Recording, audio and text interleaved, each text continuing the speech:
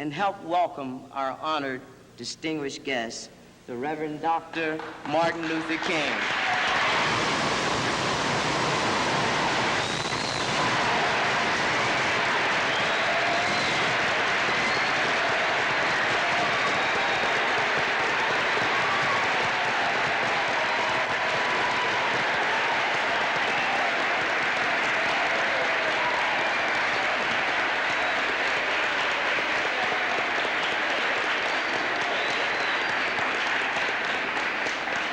Thank you very kindly.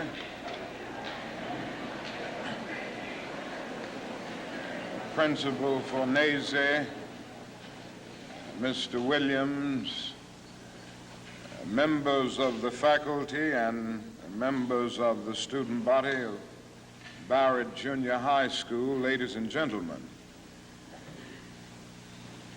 I need not pause to say how very delighted I am to be here today and to have the opportunity of taking a brief break in a pretty busy schedule in the city of Philadelphia to share with you the students of Barratt Junior High School.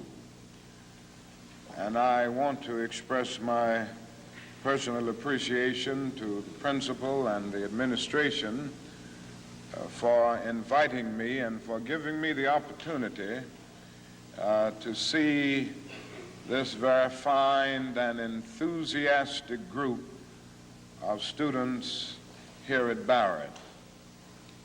I guess I ought to start out with a commercial,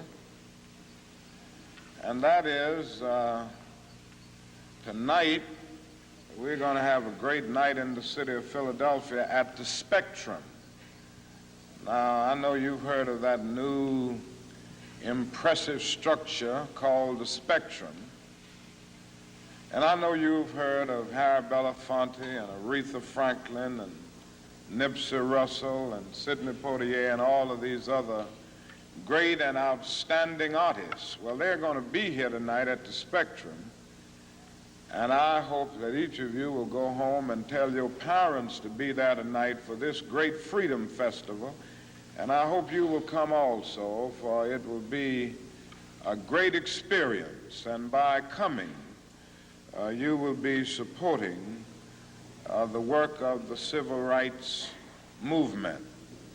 Now that I've gotten the commercial out of the way, I'll move on and say some things that I want to say very briefly.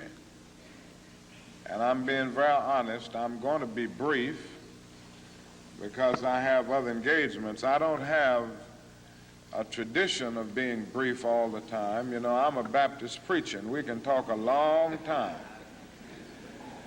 But I'm going to really be brief today.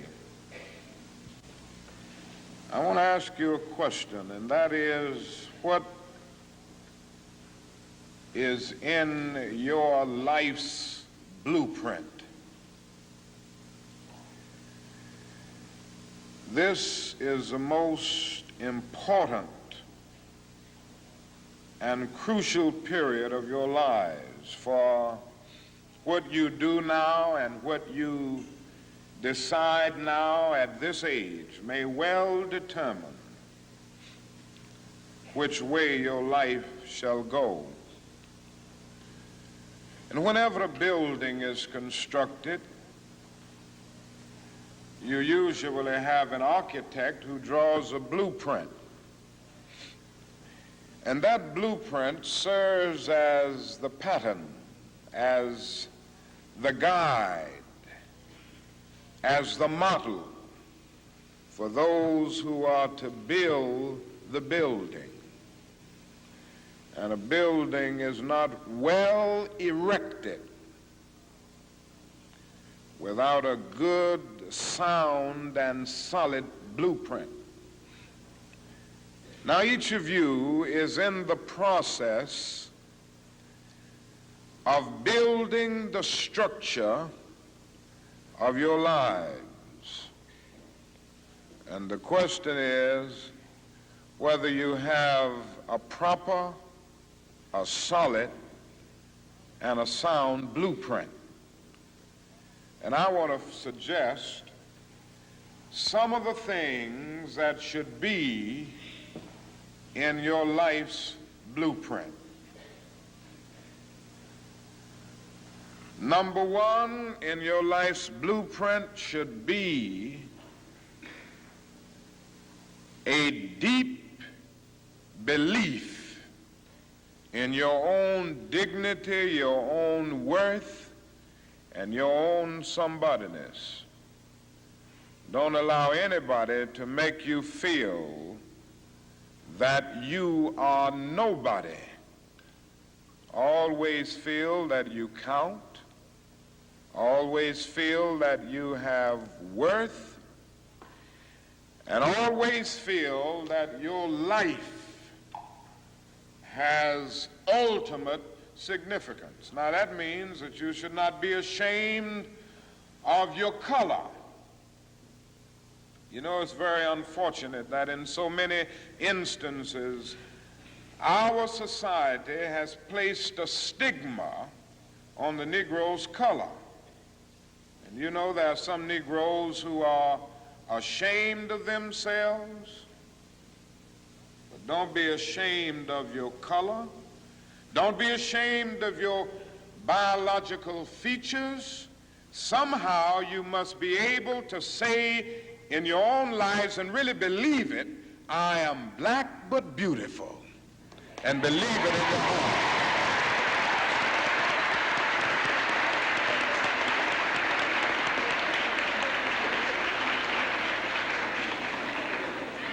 And therefore you need not be lured into purchasing cosmetics advertised to make you lighter.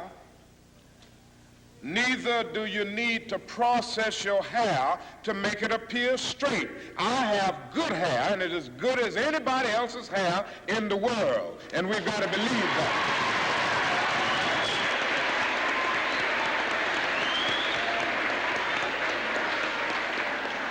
Now, in your life's blueprint, be sure that you have that a principle of somebodyness. Secondly,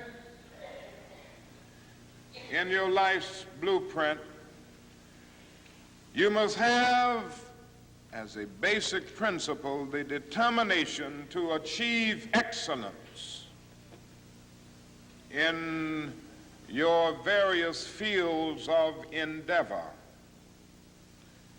You're going to be deciding as the days and the years unfold what you will do in life, what your life's work will be.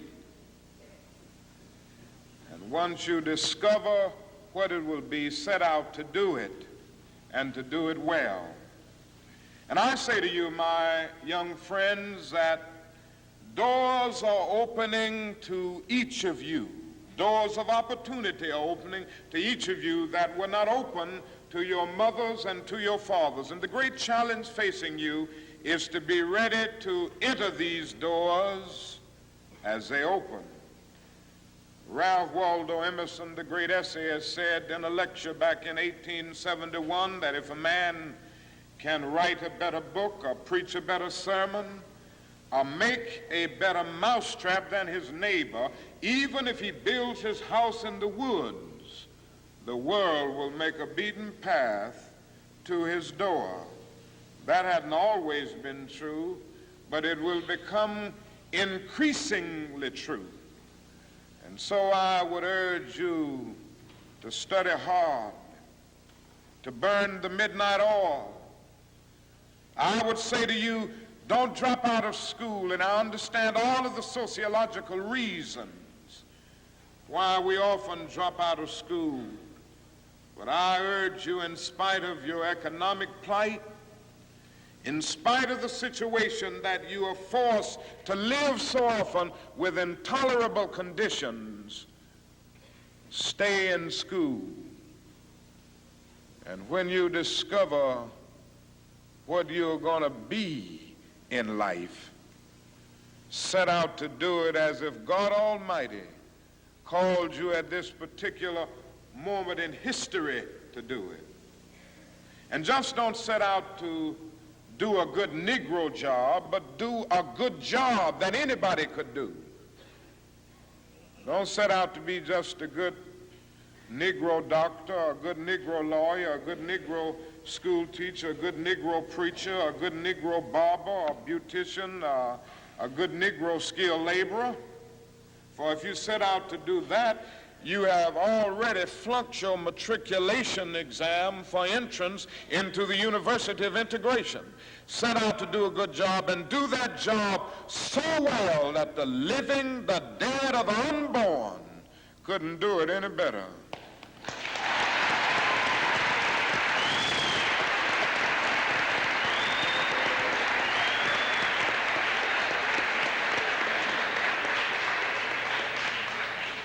If it falls your lot to be a street sweeper, sweep streets like Michelangelo painted pictures. Sweep streets like Beethoven composed music. Sweep streets like Leontine Price sings before the Metropolitan Opera. And sweep streets like Shakespeare wrote poetry. Sweep streets so well that all the host of heaven and earth will have to pause and say, here lived a great street sweeper who swept his job well.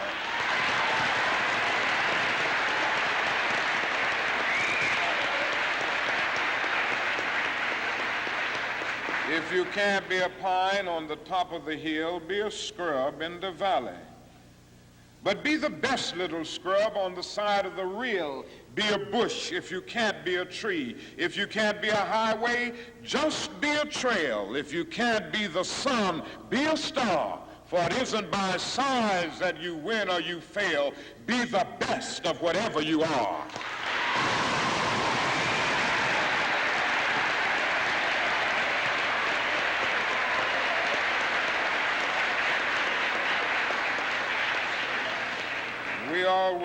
We already have some noble examples of black men and black women who demonstrated to us that human nature cannot be cataloged.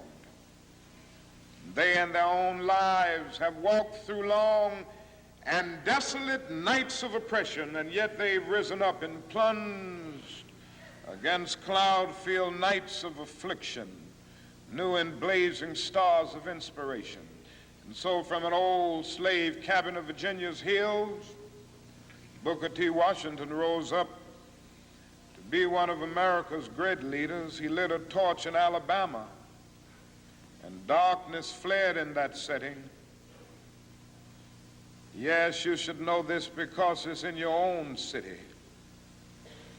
From a poverty-stricken area of Philadelphia, Pennsylvania, Barratt Anderson rose up to be the world's greatest contralto, so that a Toscanini could say that a voice like this comes only once in a century. And Sibelius of Finland could say, my roof is too low for such a voice, from the red hills of Gordon County, Georgia. And the arms of a mother who could neither read nor write, Roland Hayes, rose up to be one of the world's great singers and carried his melodious voice into the palaces and mansions of kings and queens. From crippling circumstances, there came a George Washington Carver to carve for himself an imperishable niche in the annals of science. There was a star in the diplomatic sky, and then came Ralph Bunce, the grandson of a slave preacher, and he reached up and grabbed it and allowed it to shine in his life with all of its scintillating beauty.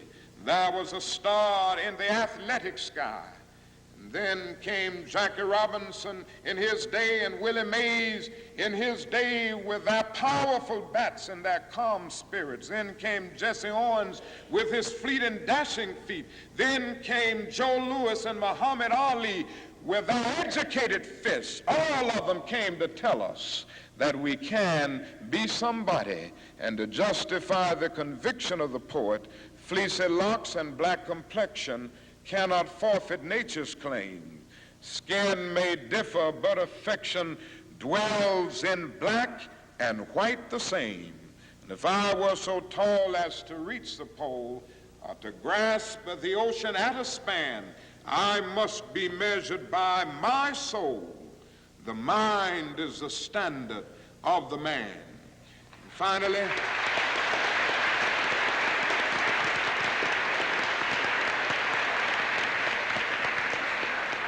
finally, in your life's blueprint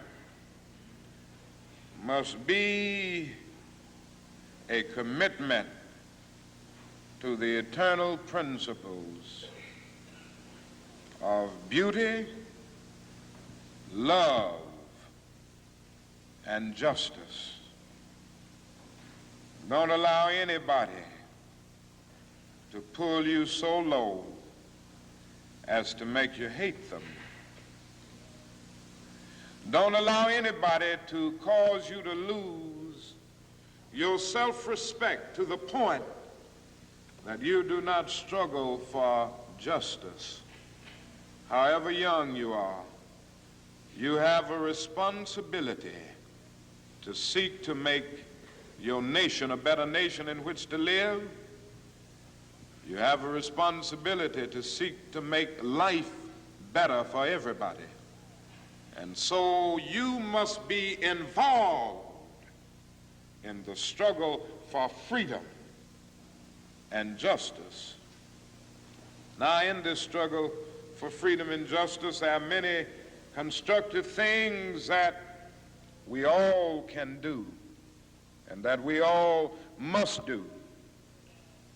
And we must not give ourselves to those things which will not solve our problems. You've heard the word nonviolent and you've heard the word violent. I happen to believe in nonviolence. We've struggled with this method with young people and adults alike all over the South, and we have won some significant victories, and we've got to struggle with it all over the North because the problems are as serious in the North as they are in the South. But I believe as we struggle with these problems, we've got to struggle with them with a method that can be militant, but at the same time does not destroy life or property. And so our slogan must not be burn, baby, burn. It must be build, baby, build. Organize, baby, organize.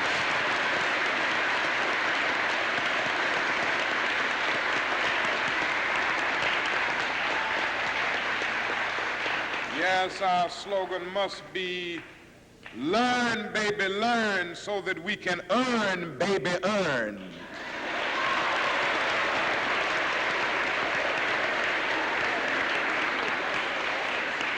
And with a powerful commitment, I believe that we can transform dark yesterdays of injustice into bright tomorrows of justice and humanity. Let us keep going toward the goal of selfhood, toward the realization of the dream of brotherhood, and toward the realization of the dream of understanding goodwill. Let nobody stop us. I close by quoting once more the man that the young lady quoted, that magnificent black bard who has now passed on, Langston Hughes. One day he wrote a poem entitled Mother to Son. And the mother didn't always have her grammar right, but she uttered words of great symbolic profundity. Well, son, I'll tell you, life for me ain't been no crystal stad. It's had tacks in it, boards torn up, places with no carpet on the floor, bare. But all the time, I's been a-climbing on and reaching landings and turning corners and sometimes going in the dark where there ain't been no light. So, boy, don't you stop now. Don't you sit down on the steps 'cause you find this kind of hard. But I's still going, boy. I's still climbing. And life for me ain't been no crystal stair. Well, life for none of us has been a crystal stair, But we must keep moving. We must keep going. If you can't fly, run. If you can't run, walk. If you can't walk, crawl. But by all means, keep moving.